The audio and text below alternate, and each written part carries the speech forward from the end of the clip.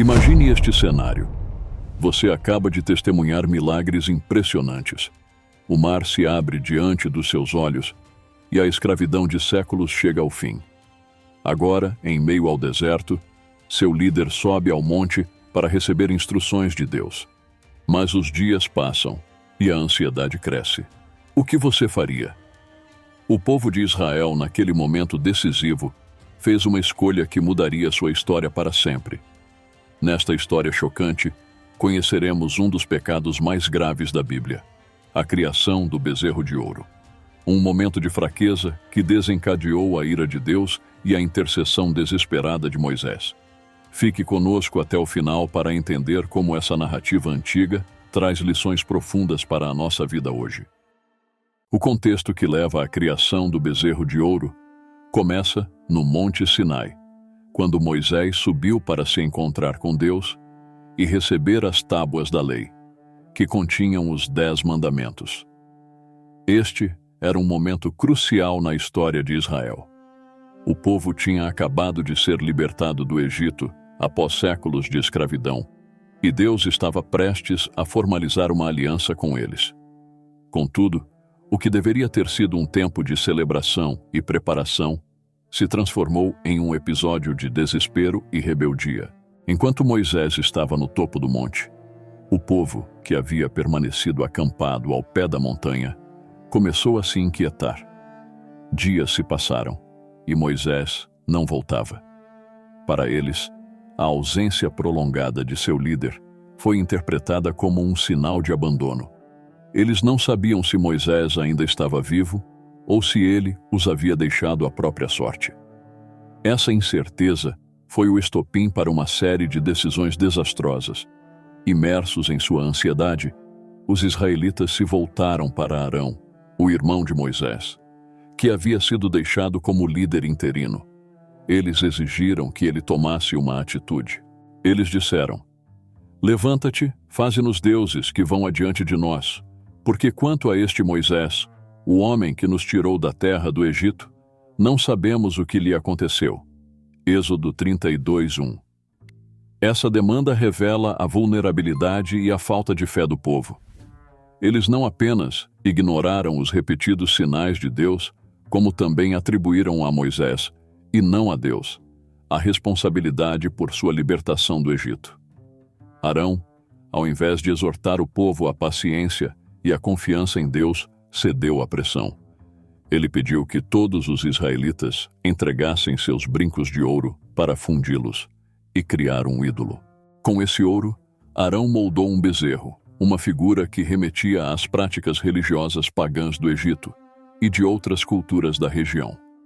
Ao apresentar o ídolo ao povo, Arão declarou: "Este é o teu Deus, ó Israel, que te tirou da terra do Egito." Êxodo 32:4.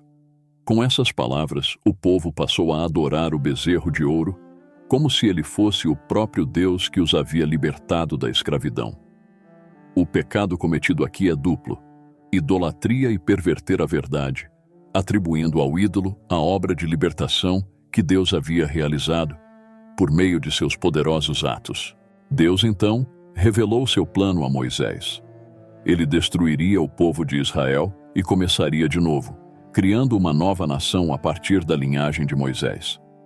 "Agora, pois, deixa-me, para que se acenda contra eles o meu furor e eu os consuma. E de ti farei uma grande nação." Êxodo 32:10.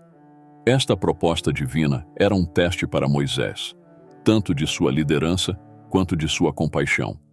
Diante da ira de Deus, Moisés intercedeu pelo povo.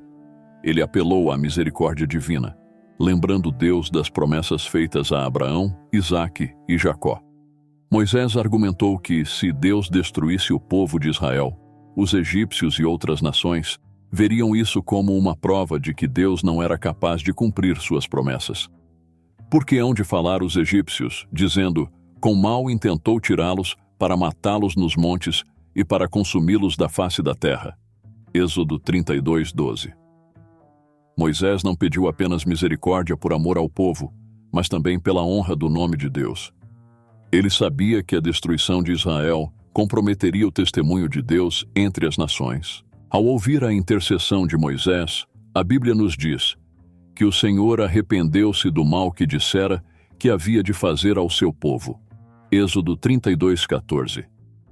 Esse arrependimento não deve ser entendido como uma mudança de plano por parte de Deus, mas sim como um ato de misericórdia em resposta à intercessão de Moisés.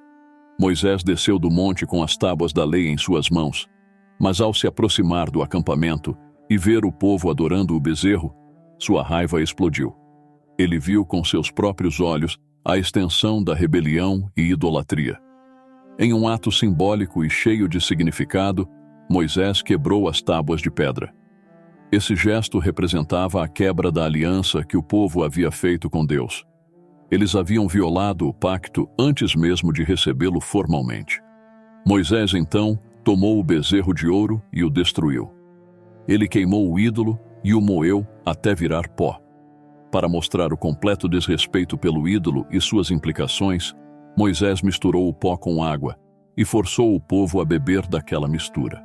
Esse ato não foi apenas uma humilhação, mas também uma forma de garantir que o ídolo nunca mais poderia ser usado ou restaurado. Ele foi destruído completamente, até seus fragmentos mais ínfimos. Em seguida, Moisés confrontou Arão, perguntando: "Que te fez este povo que trouxeste sobre ele tão grande pecado?" Êxodo 32:21. Arão tentou justificar seus atos, dizendo que o povo era inclinado ao mal e que ele simplesmente atendeu aos seus pedidos.